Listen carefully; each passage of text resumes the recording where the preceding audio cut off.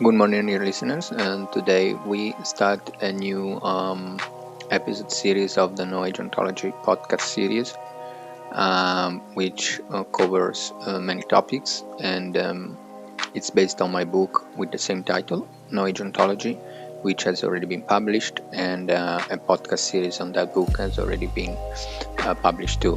But today we're just going into more details and depth about some of the subjects, and I'd like to introduce today the subject of the tragedy of cyclic existence.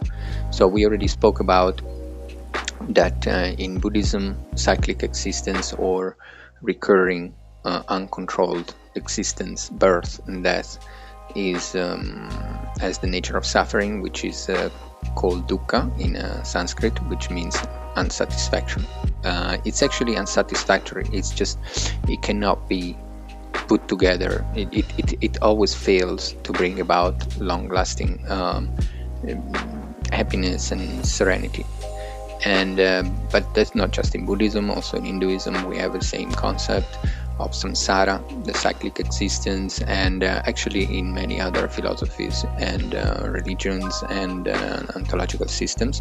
So it's visible, it's tangible that cyclic existence, which is uncontrollable, where one's mind has no control of birth, circumstances, causes, conditions, as a nature of suffering.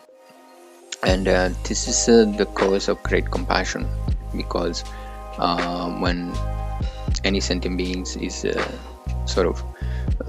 keeps going into the same round and round, into the suffering of birth, the suffering of old age, suffering of illnesses, suffering of fighting, wars.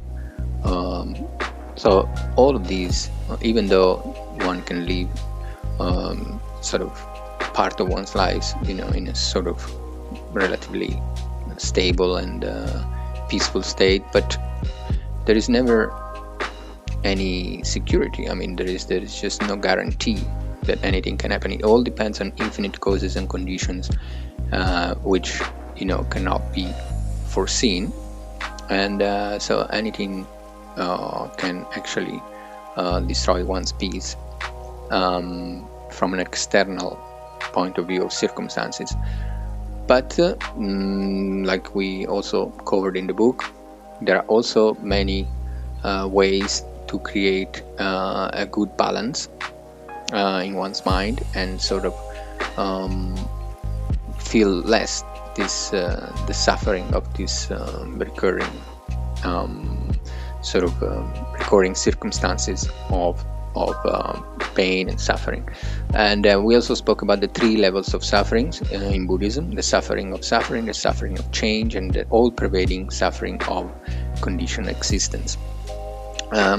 So I would like to maybe in the next podcast go in more details about these three levels of suffering. And this is not to create a depressing mood, but on contrary, to give an idea that although there is suffering, there is also a way out, which is the way out is to discover the timelessness of pure being, which is actually the nature of the intrinsic, the nature of this suffering is actually pure peace. So, but because one need to access that level, if one is like the nature of the ocean, it's deep and stable and peaceful, but the waves on the top, are tumultuous, and they're always they're never stopping, coming and going. So it's kind of like this, although the example doesn't really render the idea. But in the next podcast we will go back into the definitions of the three levels of suffering. Okay, this is all for today about the tragedy of cyclic existence, and thank you for listening.